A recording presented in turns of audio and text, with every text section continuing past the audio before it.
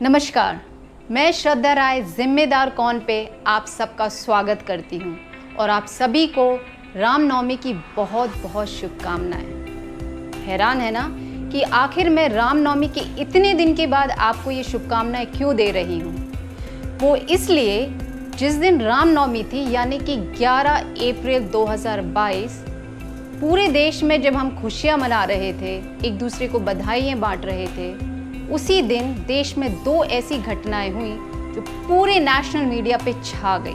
पहली जेएनयू में खाने को लेके मारपीट और दूसरी देश के कई हिस्सों में पथराव और आगजनी। दोनों ही किस्सों में यानी दोनों ही घटनाओं में एक चीज़ जो बहुत कॉमन थी वो थी इनटॉलरेंस, जिसके लिए हम लगातार 8 वर्षों से मौजूदा सरकार को कोसते आ रहे हैं। यदि आप इन दोनों घटनाओं को एक सीरीज में देखें स्टार्ट टू एंड कि कब कहाँ कैसे क्यों हुआ, तो ये बहुत आसानी से स्पष्ट हो जाएगा कि कौन इनटॉलरेंट है और कौन टॉलरेंट।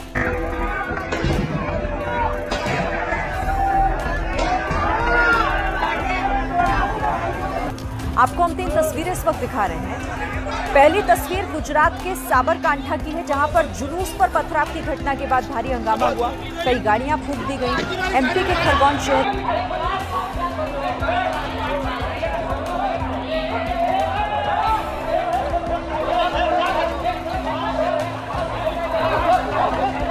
प्राचीन काल से ही भारत देश में भगवान श्री राम जी की शोभा यात्रा निकाली जाती आ रही है, और पिछले कुछ वर्षों से इस यात्रा को सांप्रदायिक चश्मे से देखते हुए यथासंभव इसमें विघ्न डालने की साजिश हो रही है, और इसमें हर वो राजनीतिक दल शामिल है जिसका आधार राजनीति में पक्ष या विपक्ष में बैठना है। प्रश्न ये बिल्कुल भी नहीं है कि आप किस विचारधारा की पार्टी के हैं।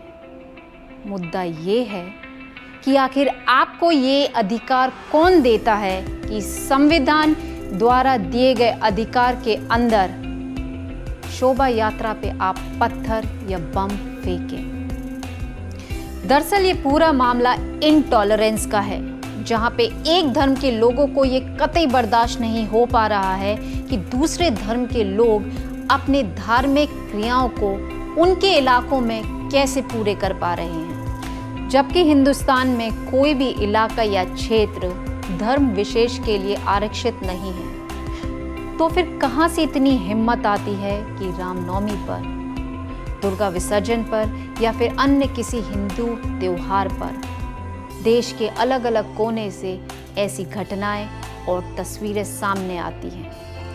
क्या कभी ईद पर, मुहर्रम पर या अन्य किसी मुस्लिम त्योहार या मौके पर आपने ये सब देखा? तो जवाब तो बहुत आसान है। जबकि पूरे देश में सबसे ज़्यादा हिंदू हैं, यानी कि बहुसंख्यक हिंदू हैं, तो अब सवाल ये खड़ा होता है कि इनटॉलरेंट कौन है, बहुसंख्यक हिंदू या फिर अल्पसंख्यक मुसलमान।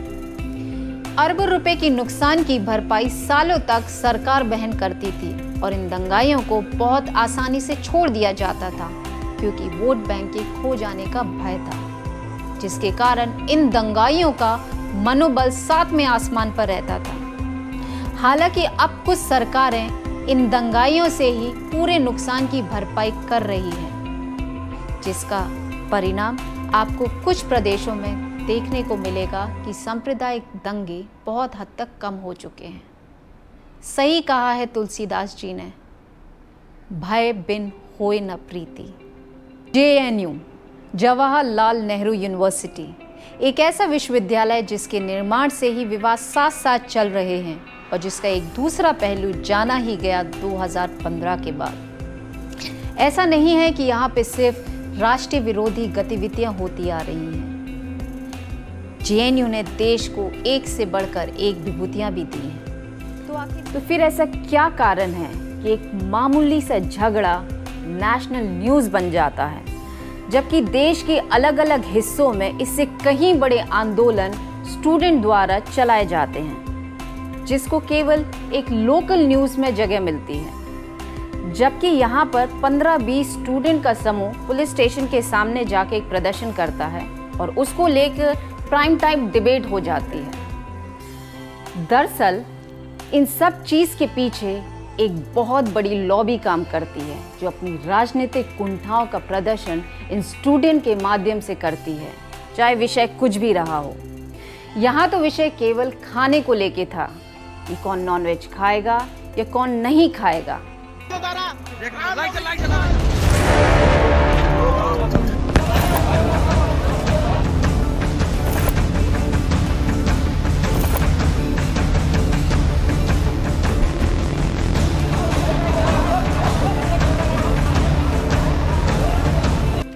वैसे ये निजी मत है कि कौन क्या खाएगा या नहीं खाएगा, लेकिन प्रश्न यहाँ खड़ा होता है टॉलरेंस का। क्या केवल एक दल, एक जाति, एक धर्म, एक वर्ग के लोगों को ही टॉलरेंट होना चाहिए और बाकी लोगों को संविधान की आड़ लेकर मनमानी करना चाहिए? अगर आपका कोई बैचमेट या कोई फ्रेंड एक दिन का, केवल एक दिन का रामनवमी का व्रत करता है, तो क्या आप उसके सामने मटन की प्लेट ले जाकर खाना खाएंगे? कहाँ है टॉलरेंस? बस यहीं से विरोध शुरू होते हैं कि अगर आप थोड़ा नहीं झुकेंगे तो दूसरा पक्ष बिल्कुल भी झुकने के लिए तैयार नहीं। और बस यहीं से शुरू होते हैं राजनीति के अखाड़े। भारत वो देश है, जब किसी पड़ोसी के यहाँ मौत होती है तो कुछ दिन तक आपके घर में भी सादा खाना बनता है। आप किसी भी प्रकार का एंटरटेनमेंट, लाउड म्यूजिक या कोई फंक्शन भी नहीं करते, भले ही दोनों के बीच के आपसी संबंध मधुर न रहे हों। इसे कहते हैं टॉलरेंस, जिसे हिंदी में कहते हैं सहिष्णुता, जिसको लेके कुछ समय पहले देश में बहुत बड़ा बवाल मचा था। मैं इस एपिसोड को पूर्ण विराम देने ही जा रही थी और अचानक से फिर एक खबर आई। हनुमान जी के जन्म उत्सव पर सेम टू सेम घटना फिर दोहराई गई जो रामनवमी के दिन पे हुआ था, पर अब इस बार दिल्ली में। जरा सोचिए कितना गंभीर मामला है।